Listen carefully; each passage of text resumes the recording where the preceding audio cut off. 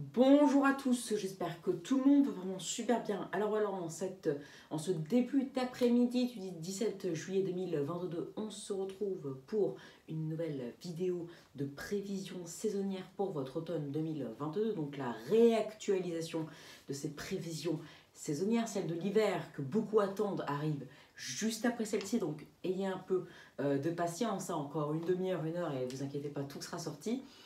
Donc 13h, non 14h21, ça avance, ça passe vite à l'heure où je vous parle. Donc on se retrouve pour la réactualisation. Alors, je ne vais pas vous redire ce que je prévoyais avant. Parce qu'il y a une vidéo, une vidéo que j'ai faite il y a un mois, hein, où j'avais fait les premières prévisions saisonnières pour l'automne et pour l'hiver, que je vous invite à aller voir. Donc là, je fais directement ma réactualisation, donc, qui vient du travail et de mes méthodes, où j'ai travaillé quand même depuis ce début du mois de juillet. Voilà. Et même un petit peu pendant que j'étais à la montagne, car là on peut le voir, je suis rentrée à Lille, hein, on voit avec le mur derrière. Alors, pour votre mois de septembre, on se dirigerait vers un mois de septembre assez doux, donc même potentiellement chaud, car les températures sont encore assez chaudes, hein, en septembre. On est juste un peu en dessous des seuils de l'été. Donc on attend un excédent de température de plus 1 à plus 2 degrés côté température. Pas mal chaude, hein. Alors donc je mets une fourchette entre plus 1 et plus 2 parce que c'est encore assez incertain. Et côté précipitation, on serait dans un temps assez humide avec potentiellement quelques orages ou les premières perturbations océaniques en fin de mois avec une baisse progressive des températures. Donc un mois doux et assez humide, enfin deux saisons assez humides, ça dépendra des orages en première quinzaine. Donc on se dirigerait vers un excédent de plus 0 à plus 20% pour ce mois de septembre. Donc un mois assez chaud et humide parce que plus 1, plus 2, c'est non négligeable. Pour votre mois d'octobre, alors à quoi s'attendre? Alors, la température pourrait vraiment commencer à baisser et l'air pourrait commencer à s'assécher progressivement. On aura encore les dernières perturbations en début de mois, mais après ça pourrait progressivement s'assécher avec le retour des anticyclones. Alors ça ne veut pas dire qu'il n'y aura plus de perturbations, plus aucune, il pourrait bien en avoir encore quelques-unes, hein, mais il y aura a priori beaucoup moins de pluie qu'en première quinzaine et moins de pluie tout court. Du coup par rapport aux normales saisonnières. Donc on se dirigerait concrètement vers un mois d'octobre assez standard côté précipitation.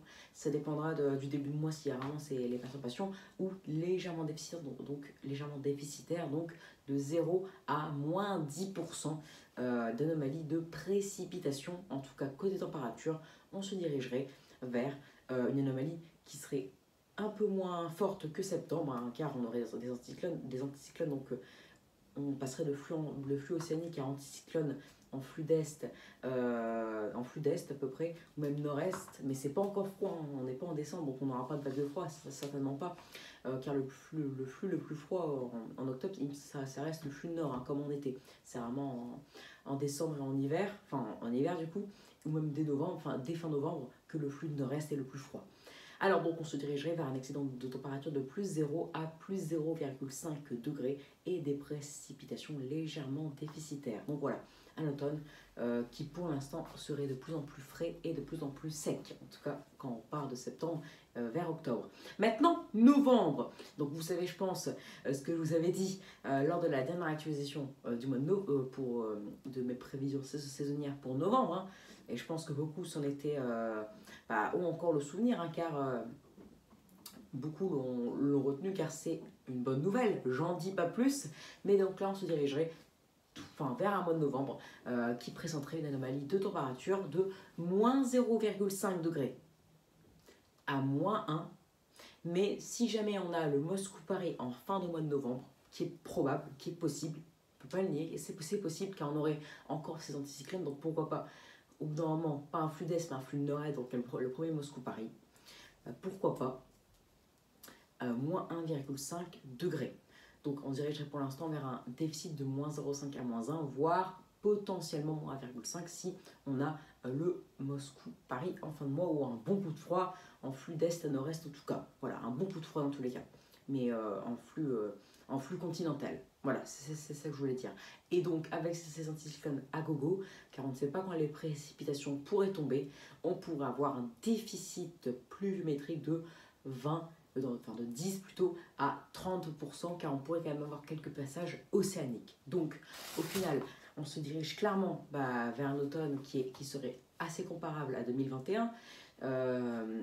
Oui, assez comparable à 2021, qui serait de plus en plus froid et de plus en plus sec au fur et à mesure des mois. On partirait de plus 1 à plus 2 à moins 0,5 à moins 1 en novembre, et précipitation d'un excédent de plus 10 à plus 20%, de plus 0 à plus 1% plutôt, à un déficit de moins 10 à moins 20%. Donc voilà, j'espère que cette vidéo de prévision saisonnière vous aura plu. Alors ce n'est pas, je suis pas sûre, hein, je teste ma méthode, donc c'est pas sûr déjà cet été, ça s'annonce suit, mais ça ne veut pas dire que la suite ne sera cuite aussi. Si elle se trouve, j'aurai l'automne et l'hiver, et après l'an prochain ça pourrait peut-être monter à 50, 60, on ne sait pas. Là c'est juste, c'est un essai. Et pour valider une fiabilité de prévision saisonnière, il faut au moins, en règle générale, normalement, la vraie règle c'est au moins 9 ans. Une petite décennie ou une bonne décennie pour voir comment ça évolue et quel est le réel taux de fiabilité. Ou à la rigueur, au moins 3-4 ans. Voilà, minimum. Ça, c'est à strict minimum. À strict minimum. Alors, donc, j'espère que cette vidéo vous aura plu. Donc, la question qu'on se posait aussi, c'est donc vers une fin d'automne froide et neigeuse. Alors, froide, a priori, oui, hein, si on suit ma prévision. Mais neigeuse, pas forcément, car on serait quand même dans un temps assez sec. Hein, donc on serait dans un flux toujours assez continental. Après, il n'est pas exclu que Moscou-Paris, on pourra avoir des retours d'Est, ou ça peut après tourner en flux de Nord, on ne sait pas. Il y aurait a priori, avec un déficit comme ça, et des précipitations qui seraient quand même présentes, et non pas avec un déficit de moins 80, moins 100%, qui seraient quand même présentes, mais légèrement déficitaires, on pourrait quand même avoir parfois des flux de nord-ouest, un flux océanique qui pourrait tourner peut-être au nord-ouest, nord, c'est possible. Donc pourquoi pas neigeux, hein, ce sera un mois type de 2021, alors peut-être même plus froid, plus sévère en termes de froid en fin de mois, et peut-être de la neige, ou peut-être même les premiers épisodes de neige en seconde quinzaine, si le froid arrive à être humide, donc on aurait quand même un peu plus de froid, le froid sera un peu plus puissant que 2021 en seconde quinzaine, et la neige potentiellement plus probable. Voilà, donc j'espère que cette vidéo de prévision saisonnière vous aura plu. Abonnez-vous, likez, partagez, et n'hésitez surtout pas à me donner des idées pour mes futures vidéos. Excellente journée à vous, et à tout de suite ou tout à l'heure pour les prévisions saisonnières pour votre hiver 2021, 2022, 2023. Allez, ciao!